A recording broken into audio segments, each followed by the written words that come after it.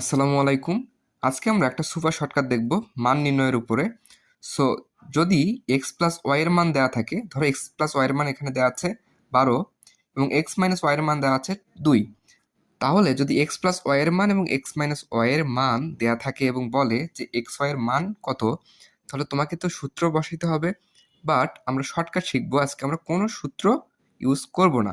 So এটার জন্য কি করব, দেখো এক্স প্লাস ওয়াই দেওয়া আছে হচ্ছে 12 এবং এক্স মাইনাস ওয়াই দেওয়া হচ্ছে 2।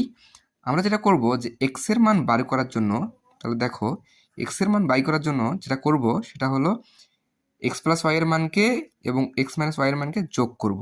সো 12 যোগ হচ্ছে 2 এবং এটাকে আমরা কি করব, ভাগ করব হচ্ছে 2 দ্বারা।